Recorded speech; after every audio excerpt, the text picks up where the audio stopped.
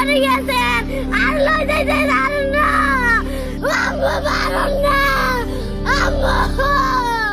কথায় আছে মায়ের মতন আপন কেউই হয় না, আর মায়ের স্থান কেউ দখল করতে পারে না। সেই কথাই আবার যেন বাস্তবে রূপ নিয়ে এক হৃদয় বিতরক ঘটনার জন্ম দিয়েছে। শিশু সামিয়ার মা মারা যাওয়ার পর বাবা ঠিকই বিয়ে করে আনেন অন্য এক নারীকে।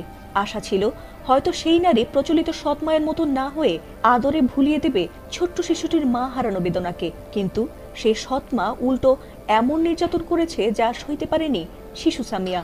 এরপর সে যা করেছে সেই ভিডিও এবার ভাইরাল হয়েছে নেট দুনিয়ায়। ঘটনাটি ঘটেছে কুমিল্লার লালমাই উপজেলায়। সেখানে সৎ মায়ের প্রতিদিনের নির্যাতন সইতে না পেরে মায়ের কবরের সামনে গিয়ে চিৎকার করে কান্নায় ভেঙে পড়েছে সামিয়া নামের বছর 12 এক মাহারা এতিম শিশু। আর সেই হৃদয় বিতারক ভিডিও দ্রুতই ছড়িয়ে পড়ে সামাজিক মাধ্যমগুলোতে। কুমিল্লা নিউজ নামের একটি ফেসবুক পেজে প্রকাশিত ভিডিওতে দেখা গেছে মেয়েটি মায়ের কবরের পাশে বসে কাঁদছে এবং অসহায়ভাবে বলছে, আপনি কোথায়, আমাকে কেন রেখে গেলেন, আমাকেও আপনার কাছে নিয়ে যান। ভিডিওটি ভাইরাল হওয়ার পর অসংখ্য নেটিজেন ভিডিওটি শেয়ার করেছেন এবং মেয়েটিকে খুঁজে বের করে সাহায্যের হাত বাড়িয়ে দিতে চেয়েছেন।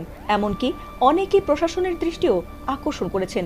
আর তাতেই ঘটনাটি আমলে নিয়ে দ্রুত ব্যবস্থা নেন লালমাই উপজেলা নির্বাহী কর্মকর্তা উম্মে তাহমিনা মিতু। পরবর্তীতে মঙ্গলবার শিশুটিকে সহ তার সৎমা আয়েশা আক্তারকে উপজেলা নির্বাহী কর্মকর্তার কার্যালয়ে হাজির করা হয়। এ সময় তিনি দেশবাসীর কাছে ক্ষমা প্রার্থনা করে ভবিষ্যতে এ ধরনের আচরণ না করার প্রতিশ্রুতি দেন।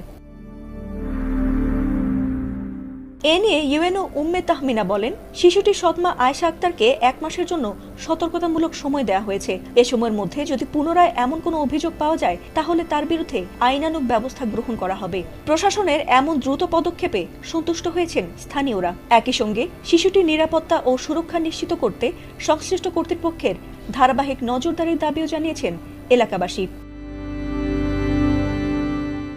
ফাতিমা সুলতানা, এটিএন বাংলা।